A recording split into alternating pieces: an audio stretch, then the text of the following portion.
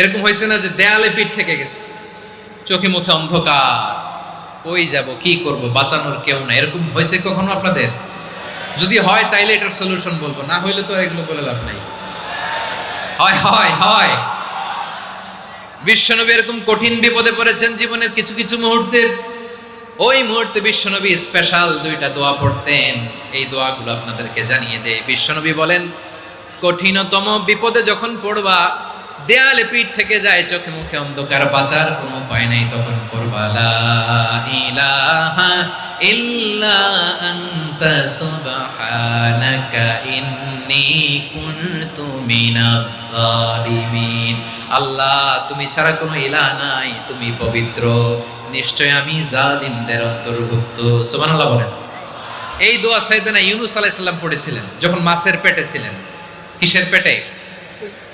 এবং অনেক মুফাসসিরিন একরাম বলেছেন, অনেক আহলুল ইলমরা বলেছেন, এটা হচ্ছে ইসমে আজম। ইসমে আজম এমন দোয়া যেটা দিয়ে দোয়া করলে আল্লাহ দোয়া কবুল করে, কিন্তু এটা কোনটা, এটা নিয়ে ইখতিলাফ আছে। কোন আহলুল ইলম বলেন এই লা ইলাহা ইল্লা আনতা সুবহানাকা ইন্নী কুনতু মিনাজ জালিমিন, এটা হচ্ছে ইসমে আজম।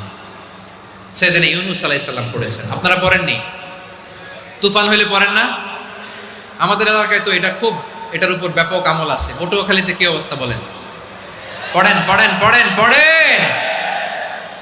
আচ্ছা, এবার আমরা দেখি বিষ্ণু ঈসা ইসলামের জীবনে বিপদ আপদ ছিল কিনা।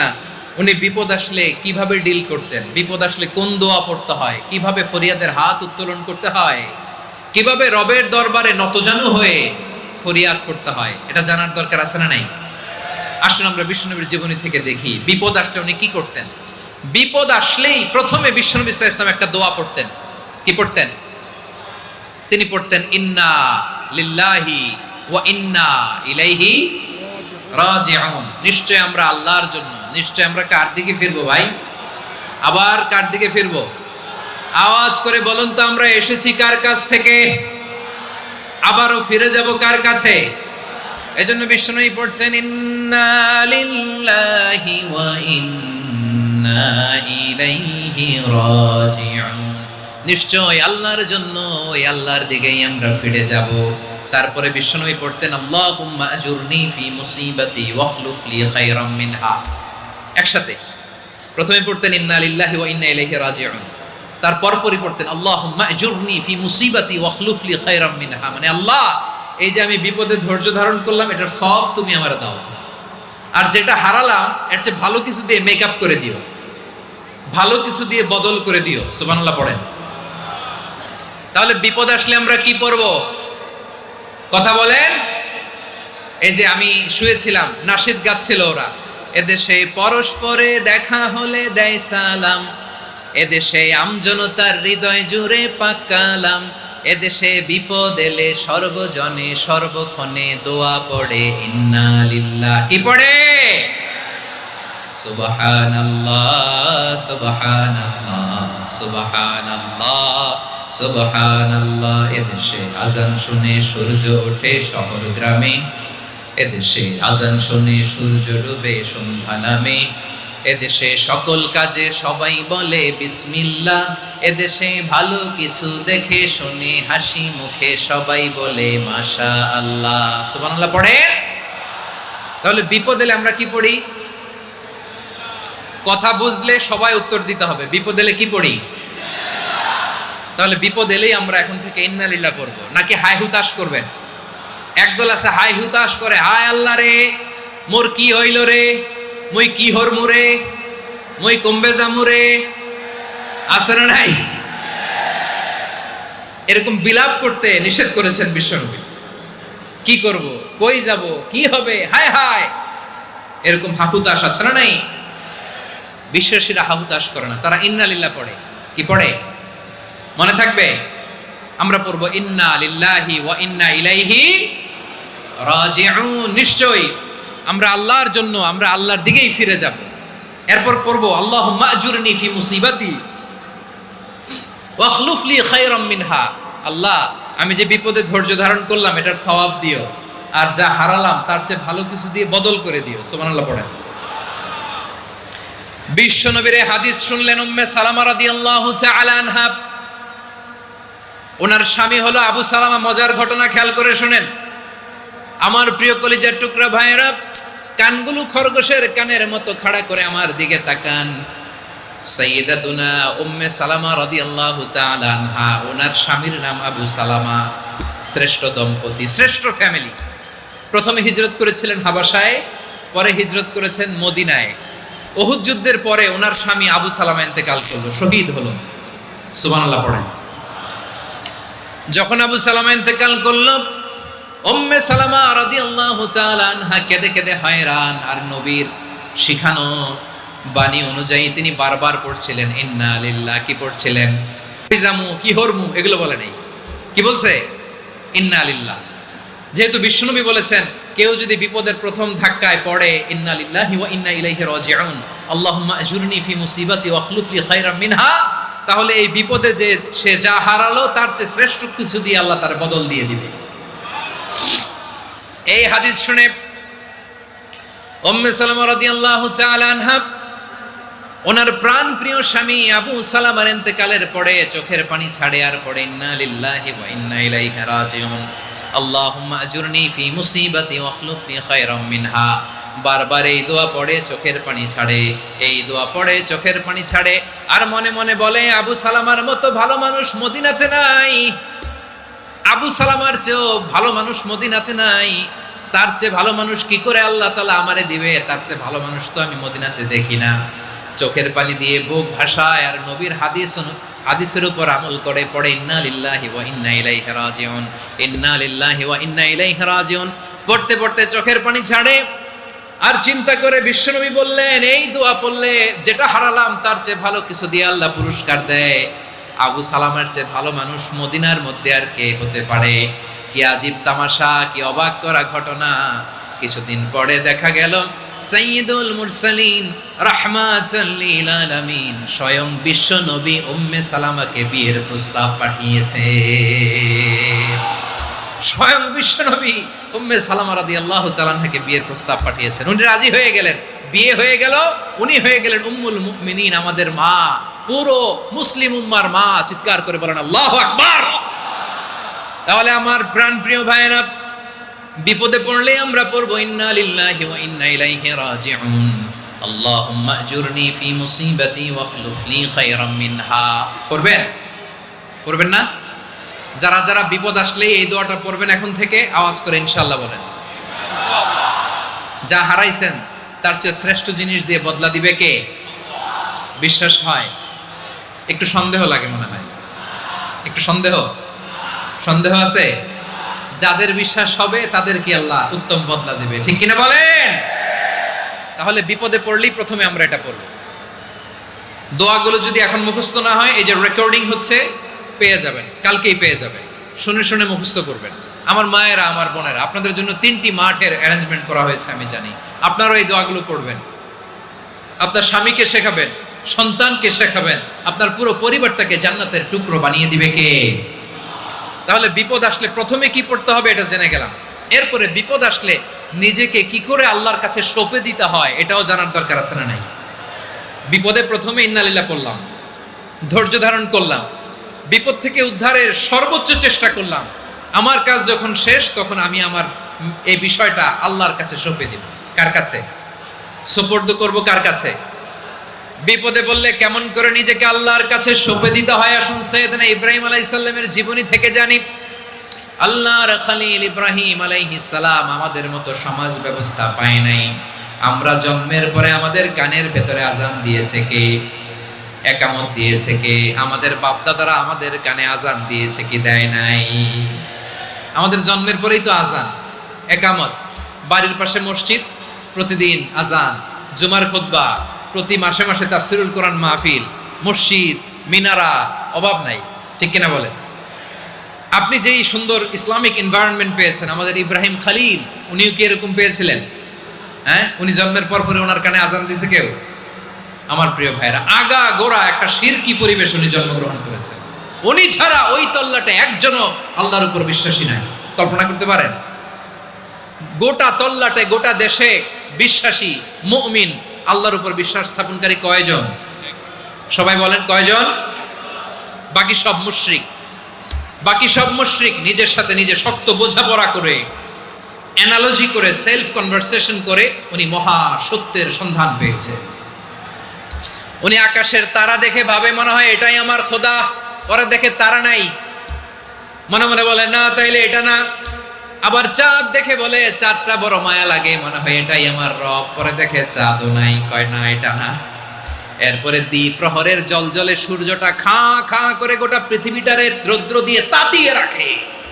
তিনি ভাবলেন মনে হয় এটাই আমার রব, কারণ এটাই তো সবচেয়ে বড়। কিন্তু বিকেল বেলা ওই সূর্যটাও যখন চলে যায়, সাইয়েদনা ইব্রাহিম বলে না এটাও তো নাই, আমার খোদা যদি আমারে ছেড়ে চলে যায়, বিপদে পড়লে আমারে উদ্ধার করবে কে? এভাবে নিজের সাথে অ্যানালজি, সেলফ কনভারসেশন করতে করতে করতে তিনি মহা সত্যের সন্ধান পেয়েছেন। সুবহানাল্লাহ পড়েন। সব শেষে তিনি ডিসিশন নিয়ে ঘোষণা দিলেন, ইন্নী ওয়াজ্জাহাতু ওয়াজহিয়া লিল্লাযী ফাতারাস সামাওয়াতি ওয়াল আরদা হানিফান ওয়া মা আনা মিনাল মুশরিকিন। নিশ্চয় আমি এমন সত্তার দিকে মনোনিবেশ করলাম, মুখাপেক্ষী হলাম, যিনি আকাশ বানিয়েছেন, জমিন বানিয়েছেন, আমি মুশরিক নই। সুবহানাল্লাহ। পারতেন, আপনি পারতেন? কেউ নাই, লক্ষ লক্ষ মুশরিক, আপনি একা। ওনার মতো এরকম বিচক্ষণতা দিয়ে আল্লাহরে খুঁজে পাইতে পারতেন আপনি? কি নবী ছিল, আল্লাহকে খুঁজে পেয়েছে। যখন আল্লাহর ইবাদত শুরু করলো, এই কথা ছড়ায় পড়লো চারদিকে। নমরুদ সাইয়েদনা ইব্রাহিমকে ডেকে পাঠালেন। নমরুদ বলে, ইব্রাহিম তুমি নাকি মূর্তির পূজা না করে কোন নতুন রবের ইবাদত করো, কে তোমার রব? সাইয়েদনা ইব্রাহিম বললেন, রব্বি আল্লাযী ইউহয়ী ওয়া ইউমীত, আমি এমন রবের ইবাদত করি যিনি জীবন দেন, যিনি মৃত্যু দেন। নমরুদ বলে, তাই নাকি?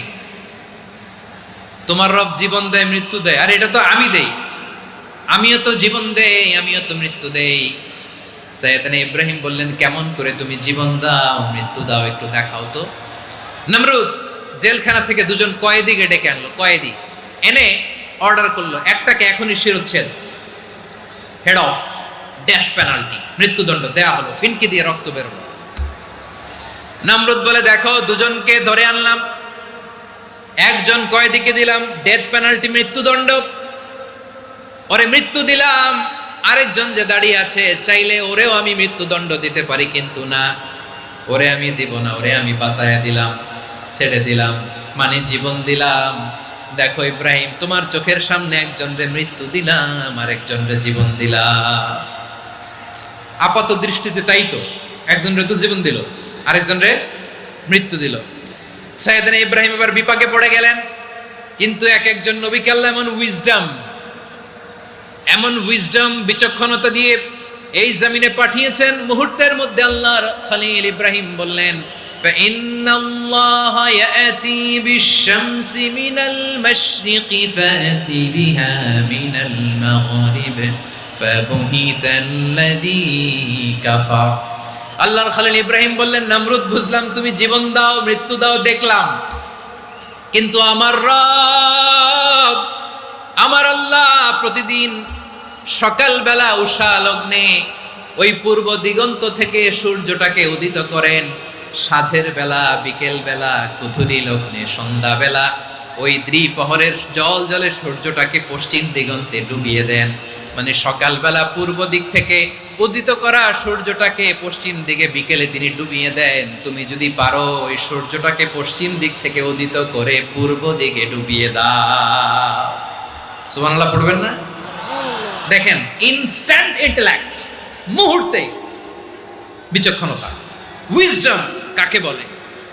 নমরুদ পারবে? নমরুদের বাপ পারবে?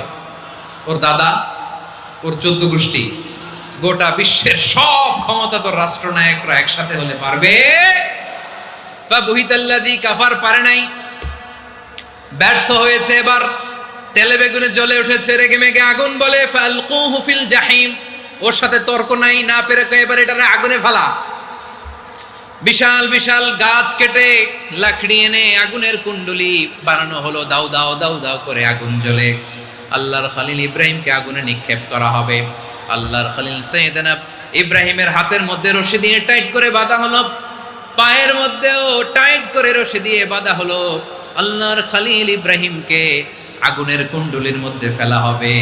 ও মিয়া, আপনি যে বিপদের কারণে ভয় পান, হতাশ হন, এটা কোনো বিপদ ওনার বিপদের সামনে? পটুয়াখালী আওয়াজ করে বলুন, সৈয়দনা খলিল ইব্রাহিমের বিপদের সামনে আমাদের বিপদগুলো কোনো বিপদ? এটা কোনো বিপদই না, এটা কোনো বিপদই না। হাত পা বেঁধে টাইট করে নিক্ষেপ করা হবে, সিম্পলি ফেলা যাবে না, কারণ দাও দাও করে দ্য ব্লেজিং ফায়ার, এমন আগুনের কুণ্ডলি, কাছে যাওয়া যায় না, আগুনের উত্তাপে নিক্ষেপ করা হবে। হাতে রশি বেঁধে পায়ে রশি বেঁধে আল্লাহর খলিল ইব্রাহিম আলাইহিস সালামকে আগুনের মধ্যে নিক্ষেপ করা হবে। আহা, এটার বলে অগ্নি পরীক্ষা। উনি অগ্নি পরীক্ষার সম্মুখীন হয়েছিলেন, এজন্য কঠিন পরীক্ষাকে আমরা অগ্নি পরীক্ষার সাথে তুলনা করি, ঠিক কিনা? সাইয়েদনা জিবরাইল এসে বললেন, ও আল্লাহর খলিল, ওরা তো আপনার হাতও বেঁধে ফেললো, পাও বেঁধে ফেললো, নড়াচড়ার সুযোগ নাই, বলেন আমি জিবরিল ফেরেশতা আপনার জন্য কি করতে পারি? আল্লাহর খলিল ইব্রাহিম বলেন, ও জিবরাইল, তোমার কাছে আমার কোনো চাওয়া পাওয়া নাই। সুবহানাল্লাহ বলেন। তোমার কাছে বলার কিছু নাই, তোমার সাহায্যের আমার দরকার নাই। সাইয়েদনা ইব্রাহিম আলাইহিস সালামকে হাতে পায়ে রশি বেঁধে হাত পা বাঁধা অবস্থায় জ্বলন্ত অগ্নিকুণ্ডে যখন নমরুদের দলবল নিক্ষেপ করবে, আল্লাহর খলিল কিভাবে নিজেকে আল্লাহর কাছে সঁপে দিয়েছেন, পটুয়াখালীর ভাইরা খেয়াল করে শুনুন। হাত পা বেঁধে আল্লাহর খলিলকে যখন নিক্ষেপ করা হবে, তিনি মুখ ফুটে বলে ফেললেন, হাসবুনাল্লাহু ওয়া নি'মাল ওয়াকিল। হাসবুনাল্লাহু ওয়া নি'মাল ওয়াকিল, আমার জন্য আল্লাহই যথেষ্ট, আমার জন্য আল্লাহই যথেষ্ট, তিনি আমার সবচেয়ে বড় গার্ডিয়ান, তিনি আমার সবচেয়ে বড় অভিভাবক। জিব্রাইলের সাহায্যে অফারকে ফিরিয়ে দিলেন, দুনিয়ার বুকে কারো কাছে কিছু বলেন নাই, মুখ ফুটে বলেছেন হাসবুনাল্লাহ। ও আমার পটুয়াখালীর প্রাণের ভাইয়েরা, খেয়াল রাখবেন, কোনো বান্দা তার হাতে থাকা সব চেষ্টাটুকুন করার পরে মুখ ফসকে মুখ দিয়ে যখন বলে ফেলে হাসবুনাল্লাহ, বান্দা যখন হাসবুনাল্লাহ বলে ফেলে, ওই ব্যাপারটা ডিল করার দায়িত্ব স্বয়ং আল্লাহ আরশের উপর থেকে নিয়ে নেয়। আপনি যখন বলে ফেলবেন হাসবুনাল্লাহ, এটা ডিলিং করবে কে তখন? চিল্লায় বলেন না, তিনি কে? বান্দা তার সাধ্যের সবটুকু চেষ্টার পরে নতজানু হয়ে যখন বলবে হাসবুনাল্লাহ, আল্লাহ তুমি আমার জন্য যথেষ্ট, নি'মাল ওয়াকিল, তুমি আমার শ্রেষ্ঠ অভিভাবক, তখন তার কি দরকার না দরকার এটা ডিল করে স্বয়ং আল্লাহ। নিক্ষেপ করা হলো সাইয়েদনা ইব্রাহিমকে অগ্নিকুণ্ডলিতে।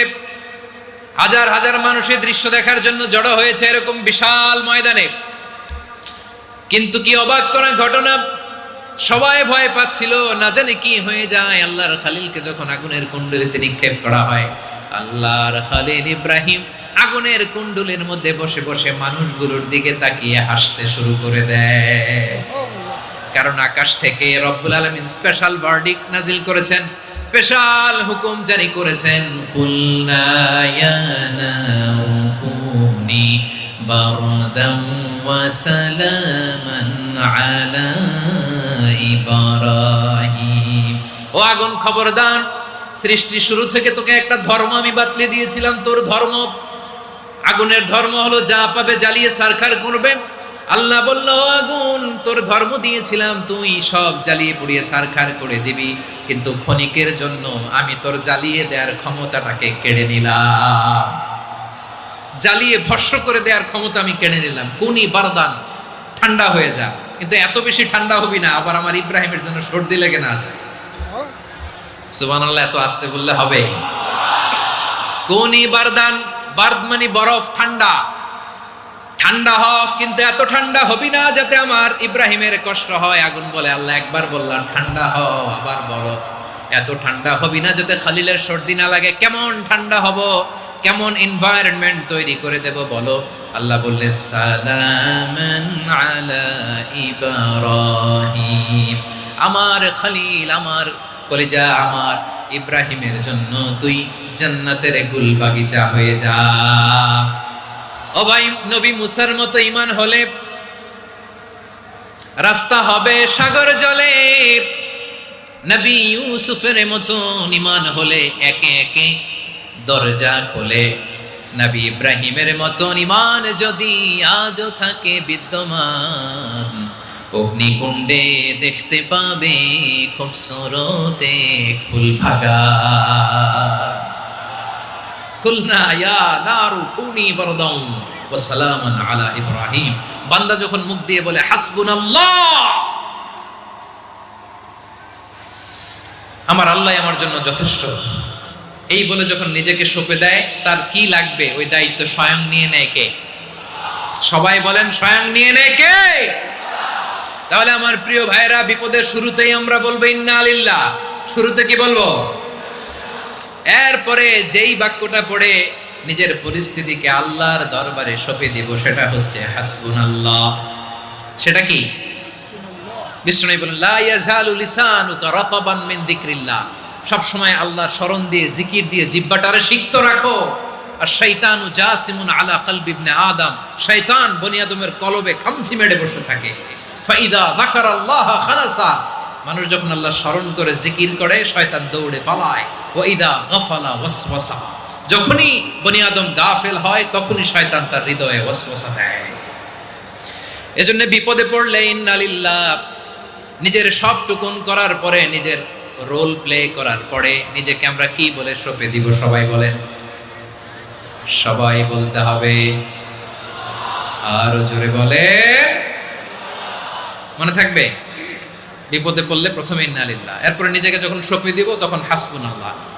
এরপরে কঠিন বিপদে যখন বিশ্বনবী পড়তেন তখন কি করতেন? এমন বিপদ মাঝে মাঝে হয় না, দেয়ালে পিঠ থেকে যায়, চোখে মুখে অন্ধকার, কি করব দিশা খুঁজে পাই না, এরকম হয় কখনো? হ্যাঁ, আপনাদের হয়? হয় না? তো জান্নাতে আছেন আপনারা। হয় হয় এরকম হয়েছে না যে দেয়ালে পিঠ থেকে গেছে, চোখে মুখে অন্ধকার, কই যাব, কি করব, বাঁচানোর কেউ না, এরকম হয়েছে কখনো আপনাদের? যদি হয় তাইলে এটার সলিউশন বলবো, না হইলে তো এগুলো বলে লাভ নাই। হয় হয় হয় বিশ্বনবী এরকম কঠিন বিপদে পড়েছেন জীবনের কিছু কিছু মুহূর্তে। ওই মুহূর্তে বিশ্বনবী স্পেশাল দুইটা দোয়া পড়তেন। এই দোয়াগুলো আপনাদেরকে জানিয়ে দেয়। বিশ্বনবী বলেন, কঠিনতম বিপদে যখন পড়বা, দেয়ালে পিঠ থেকে যায়, চোখে মুখে অন্ধকার, বাঁচার কোনো উপায় নাই, তখন পড়বা লা ইলাহা ইল্লা আনতা সুবহানাকা ইন্নী কুনতু মিনাজ জালিমিন। আল্লাহ, তুমি ছাড়া কোনো ইলাহ নাই, তুমি পবিত্র, নিশ্চয় আমি জালিমদের অন্তর্ভুক্ত। সুবহানাল্লাহ বলেন। এই দোয়া সাইয়েদনা ইউনূস আলাইহিস সালাম পড়েছিলেন যখন মাছের পেটে ছিলেন। কিসের পেটে? এবং অনেক মুফাসসিরিন ইকরাম বলেছেন, অনেক আহলুল ইলমরা বলেছেন, এটা হচ্ছে ইসমে আজম। ইসমে আজম এমন দোয়া যেটা দিয়ে দোয়া করলে আল্লাহ দোয়া কবুল করে, কিন্তু এটা কোনটা, এটা নিয়ে ইখতিলাফ আছে। কোন কোন আহলুল ইলম বলেন এই লা ইলাহা ইল্লা আনতা সুবহানাকা ইন্নী কুনতু মিনাজ জালিমিন, এটা হচ্ছে ইসমে আজম। সাইয়েদনা ইউনূস আলাইহিস সালাম পড়েছেন, আপনারা পড়েননি? তুফান হইলে পড়েন না? আমাদের এলাকায় তো এটা খুব, এটার উপর ব্যাপক আমল আছে। পটুয়াখালীতে কি অবস্থা বলেন? পড়েন পড়েন পড়েন পড়েন। একটা গল্প শুনেছিলাম, পাক হানাদার বাহিনী যখন বাংলাদেশে অ্যাটাক করতো, ৭১ সালের ঘটনা বলতেছে, আমরা তো দেখি নাই, শুনছি আর কি। ৭১ যদি দেখতাম এতদিনে রাজাকার হয়ে যেতাম। আল্লাহ আমাদেরকে বাঁচাই দিছে, আল্লাহর মেহেরবানি, ঠিক কিনা বলেন? মন মতো হইলে মুক্তিযোদ্ধা, মন মতো না হইলে রাজাকার। কত কিছু দেখলাম এই শাহবাগের বুকে। আল্লাহ, ৭১ সালে দেখি নাই, আমরা শুনেছি, পাক হানাদার বাহিনী জিজ্ঞেস করতো মুসলিম না অমুসলিম চেক করার জন্য, বলতো কালেমা বল, কালেমা বাতাও। তো যারা কালেমা বলতে পারতো পাকিস্তানি বাহিনী নাকি ওদেরকে ছেড়ে দিত, শুনেছি। তো একজনকে, এক বাঙালিরে পেয়ে তার মাথার মধ্যে বন্দুকর নল ধরে বলতেছে কালেমা বল সালে, কালেমা বাতা, কালেমা বল। তো ভয়ের চোটে এই দোয়া পড়া শুরু করছে। ও পড়তেছে লা ইলাহা ইল্লা আনতা সুবহানাকা ইন্নী কুনতু মিনাজ জালিমিন। পাকিস্তানি বলে সালে ইয়ে তো মুসিবত কা কালেমা হে। বাঙালি কয় হাম তো ভি মুসিবত মে হ্যায়। পাকিস্তানি বলে বেটা কোন দোয়া বললে, এটা তো মুসিবতের কালেমা। কয় আমিও তো মুসিবতে আছি, আমার মাথার মধ্যে বন্দুক ধরে তুমি আমার কালেমা জিজ্ঞেস করো, এখন কোনটা কালিমা আর কোনটা কি, তো আমার হুশ আছে নাকি? প্রিয় ভাইরা, আসলে এটা দোয়াউল মুসিবা, বিপদে পড়লে এ দোয়া পড়তে হয়, লা ইলাহা ইল্লা আনতা সুবহানাকা ইন্নী কুনতু মিনাজ জালিমিন। এটা পড়বেন আপনারা। এই দোয়া পড়ে সাইয়েদনা ইউনূস আলাইহিস সালাম মাছের পেট থেকে রক্ষা পেয়েছিলেন। রক্ষা করেছিল কে? তুমি ইউনূস নবীরে যখন খাইলো মাছেতে গিলিয়া, ফেরেশতা পাঠাইয়া দিলে ইসমে আজম দিয়া, প্রাণে ছিল যাহার ভয় সেথা পাইল আশ্রয়, প্রাণে ছিল যাহার ভয় সেথা পাইল আশ্রয়, মাছের পেট হতে সে যে পেল পরিত্রাণ। আল্লাহু আল্লাহু তুমি জাল্লে জালালুহু, শেষ করা তো যায় না গে তোমার গুণগান। আল্লাহু আল্লাহু সুবহানাল্লাহ পড়ে, লা ইলাহা ইল্লা আনতা সুবহানাকা ইন্নী কুনতু মিনাজ জালিমিন। বিশ্বনবী বললেন, দেয়ালে পিঠ থেকে গেলে, চোখে মুখে অন্ধকার, বাঁচার কোনো উপায় নাই, তখন এই দোয়াটা পড়তে হবে। এই দোয়া পড়ে আল্লাহর কাছে ফরিয়াদ করলে বিপদ মুক্ত করবেন কে? কেন এই দোয়াটা আল্লাহর কাছে বড্ড প্রিয় জানেন আমার ভাইয়েরা? কারণ এই দোয়ার মধ্যে তিনটা জিনিস আছে। আমি যেরকম আঙ্গুল উঁচু করেছি এরকম করেন তো। তিনটা। কয়টা? তিনটা। এক নম্বরে হচ্ছে তাওহীদ, দুই নম্বরে তাসবিহ, তিন নম্বরে তাকরীর। আই রিপিট, আবারও বলছি, এক নম্বরে তাওহীদ, দুই নম্বরে তাসবিহ, তিন নম্বরে তাকরীর। এই দোয়াটা আল্লাহর কাছে এত পছন্দনীয় কারণ এ দোয়ার প্রথম অংশে আছে তাওহীদ, আল্লাহর একত্ববাদের ঘোষণা। লা ইলাহা ইল্লা আনতা, ও আল্লাহ আপনি ছাড়া কোনো ইলাহ নাই, উপাস্য নাই। এই কথা বললে আল্লাহ বড্ড খুশি হয়ে যায়। সুবহানাল্লাহ পড়েন। এ দোয়ার দ্বিতীয় অংশে আছে তাসবিহ, মানে আল্লাহর প্রশংসা, প্রশংসা সূচক বাণী। সুবহানাক সুবহানাক সুবহানাক, ও আল্লাহ আমি আপনার পবিত্রতা ঘোষণা করছি। সুবহানাক, এই কথা শুনলেও আল্লাহ খুশি হয়ে যায়। সুবহানাল্লাহ পড়েন। এই দোয়ার তৃতীয় অংশে আছে তাকরীর, তাকরীর মানে পাপের স্বীকৃতি। তাকরীর মানে কি? তাকরীর মানে পাপের স্বীকৃতি। এই দোয়ার তৃতীয় অংশে আছে ইন্নী কুনতু মিনাল জালিমিন, ও আল্লাহ আমি জালিমদের অন্তর্ভুক্ত। আল্লাহ আল্লাহ আমি জালেম, আল্লাহ আমি ভুল করেছি, অন্যায় করেছি, আল্লাহ আমি জালেমদের অন্তর্ভুক্ত। এই পাপের স্বীকৃতি, অ্যাকনোলেজমেন্ট আল্লাহ বড্ড পছন্দ করে। যখন আল্লাহর কাছে আপনি ছোট হবেন, ছোট হতে হতে যত ছোট হবেন, ওই দৃশ্যটা দেখতে আল্লাহ বড্ড পছন্দ করে। সুবহানাল্লাহ বলেন। তিন নম্বর অংশ ইন্নী কুনতু মিনাজ জালিমিন, আল্লাহ আমি জালেমদের অন্তর্ভুক্ত। সাইয়েদনা আদম আলাইহিস সালাম ভুল করে যখন নিষিদ্ধ গাছের ফুল খেয়ে ফেললেন, ফল খেয়ে ফেললেন, আল্লাহ বললেন আদম ক্ষমা পেতে চাইলে তুমি আর হাওয়া মিলে স্বীকৃতি দাও, পাপের স্বীকৃতি আর পড়ো, রব্বানা ظلمنا أنفسنا وإن لم تغفر لنا وترحمنا لنكونن من الخاسرين। ও আল্লাহ আমি আদম আর হাওয়া জালামনা আনফুসানা, আমরা আমাদের নফসের উপর বড্ড জুলুম করেছি। আল্লাহ ওয়া ইল্লাম তাগফির লানা ওয়া তারহামনা, আপনি যদি ক্ষমা না করেন, আপনি যদি দয়া পরবশ না হন, আপনি যদি রহম না করেন, আমরা তো ক্ষতিগ্রস্তদের মধ্যে শামিল হয়ে যাব। এই দোয়া করার সাথে সাথে সাইয়েদনা আদম আর হাওয়া আলাইহিস সালামকে ক্ষমা করে দিলেন কে? তাহলে এই দোয়ার তিন নম্বর অংশ তাকরীর, এটা আল্লাহ বড্ড পছন্দ করে। আমার কলিজার টুকরা ভাইয়েরা, গুনাহ করে শিকার যেতে হবে, এটা আল্লাহ ভালোবাসেন। সাইয়েদনা আবু বকর রাদিয়াল্লাহু তাআলা আনহু বিষ্ণু ইসলামকে বললেন, ইয়া রাসূলুল্লাহ আল্লিমনি দুআআন আদউ বিহি ফি সলাতি, নবী হে আপনি আমার এমন একটা স্পেশাল দোয়া শিখায়া দেন যে দোয়াটা আমি নামাজে পড়ব। নবী বললেন, তাহলে তুমি পড়ো, আল্লাহুম্মা ইন্নী যালামতু নাফসি যুলমান কাসীরান ওয়া লা ইয়াগফিরুয যুনুবা ইল্লা আনতা ফাগফিরলি মাগফিরাতাম মিন ইনদিকা ওয়ারহামনি ইন্নাকা আনতাল গফুরুর রহিম। সুবহানাল্লাহ। সালাম ফেরানোর আগে পড়েন, কথা কয় না, পড়েন পড়েন। ও আবু বকর, নামাজে যদি দোয়া করতে মনে চায় এই দোয়াটা পড়বা, আল্লাহুম্মা ইন্নী যালামতু নাফসি, আল্লাহ জুলুম করেছি আমার নফসের উপর, যুলমান কাসীরা অনেক জুলুম, ওয়া লা ইয়াগফিরুয যুনুবা ইল্লা আনতা, আপনি ছাড়া এই জুনুব, এই পাপ ক্ষমা করার দ্বিতীয় কোনো রব নাই। আছে? আল্লাহ ছাড়া আমাদের গুনাহ আর কে কে ক্ষমা করতে পারে বলেন তো? কে পারে? কে? এজন্য আল্লাহরে বলবেন, আল্লাহ আমি ছাড়া তোমার গোলামের অভাব নাই, ও আমার রব আমি ছাড়া এই জমিনের বুকে তোমার গোলামের অভাব নাই, কিন্তু তুমি ছাড়া তো আমার দ্বিতীয় কোনো রব নাই। পারবেন বলতে? পারবেন? চোখের পানি ছেড়ে আল্লাহরে বলবেন, আল্লাহ তুমি আমার রব, তুমি আমার সব। কি বলবেন? আল্লাহ আমারে রব। সবাই বলুন, আল্লাহ আমারে রব। দমে দমে তনু মনে তারি অনুভব, আল্লাহ আমারে রব। আল্লাহরে বলেন, আল্লাহ তুমি আমার রব, তুমি আমার সব। আল্লাহ আমি ছাড়া এই জমিনে তোমার গোলামের অভাব নাই, তুমি ছাড়া আমার দ্বিতীয় কোনো রব নাই। এ কথা বলে চোখের পানি ছেড়ে আল্লাহরে স্বীকৃতি দেন, আল্লাহ আমি পাপী। আল্লাহ জামিনে আমার চেয়ে বড় পাপী আর কেউ নাই। অজু করে সিজদায় লুটিয়ে পড়ে চোখের পানি ছেড়ে আল্লাহরে পাপের স্বীকৃতি দেন, আল্লাহ এমন কোন জুলুম নাই, গুনাহ নাই আমি করি নাই, সগীরা কবিরা, জেনে না জেনে, ইচ্ছায় অনিচ্ছায়, শিরকি বেদাতি সব গুনাহ করেছি। আল্লাহ আকাশের নিচে জমিনের উপরে আমার চেয়ে বড় গুনাহগার আর কেউ নাই।